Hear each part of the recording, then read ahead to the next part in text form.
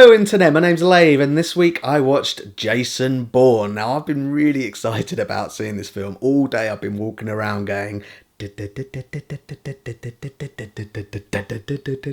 So 14 years after the Bourne identity, Matt Damon is back as Jason Bourne, and the other selling point for me was that Paul Greengrass was back directing. He directed Supremacy and Ultimatum. In my opinion, a fantastic spy genre trilogy which gave the genre a shot in the arm and ultimately led to the best Bond we've had in decades. So following on from the events of the Bourne Ultimatum, Jason Bourne is living off the grid on the borders of Greece and Albania and is eking out an existence as a bare-knuckle fighter. All of a sudden, Nikki Parsons, once again played by Julia Stiles, turns up and she's just hacked the CIA in an attempt to expose the truth and has discovered further information about Jason Bourne's past. This ultimately draws Jason Bourne out of hiding, and once again he's being pursued by the CIA headed by Tommy Lee Jones and a young ambitious CIA operative, Heather Lee, played by Alicia Vikander, and a new asset in Vincent Cassel. So right off the bat we're thrown into an exhilarating chase sequence in the often imitated but never bettered style of Paul Greengrass.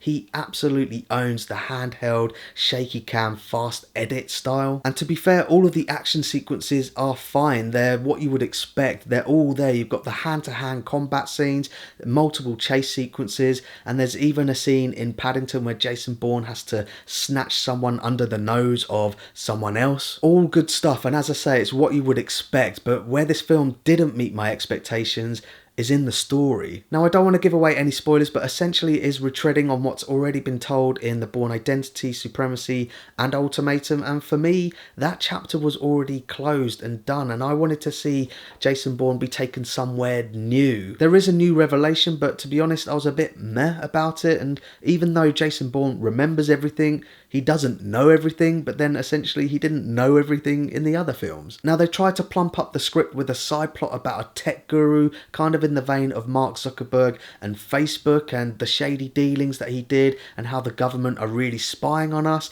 I really didn't give a shit about it, and we've already seen that in Spectre and in Rogue Nation. Unfortunately, the screenplay is the weakest element and it doesn't let an excellent cast shine. Tommy Lee Jones was okay as the CIA director, but it wasn't anything that you haven't seen in the other Bourne films. Alicia Vikander was good. I really liked her drive and ambition, but there were times where I didn't know if she was American or English. Her accent did waver a little bit. And then you've got Vincent Cassel's asset. Now he was really menacing and I thought he was good, and his backstory does tie into Bourne's backstory, but it did feel a little bit forced. I wish they'd fleshed it out a bit more, and I wish I'd seen a bit more of him. I really like Vincent Cassel as an actor. And then you've got Matt Damon again as Jason Bourne. It's great to see him again. It doesn't look like he's slowing down at the age of 45, but again, he isn't really given much to work with in terms of script. He's a bit like, this is Jason Bourne and I remember everything, but I don't know everything, so I'm going to find out everything. So that's my thoughts on Jason Bourne, and pause the video now if you want to take a closer look at my enjoyment tracker. I can't hide the fact that I'm a little disappointed with this film, but that's only because my expectations were so high. As I say, it just felt like the main plot line was just a retread of what we've already seen, and then a side plot which I just didn't give a shit about. Having said that, the action set pieces are what you would expect from Paul Greengrass.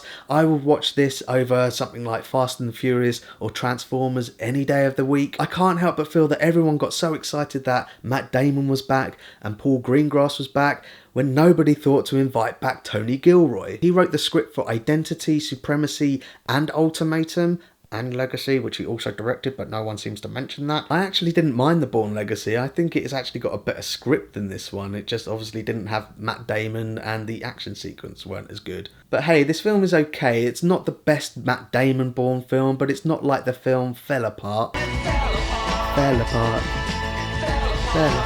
Okay. So thanks very much for watching my review of Jason Bourne. I really do appreciate it, and if you liked the video, like it. If you didn't like it, dislike it. Either way, tell me in the comments. Wow, made it all the way through without saying Matt Damon.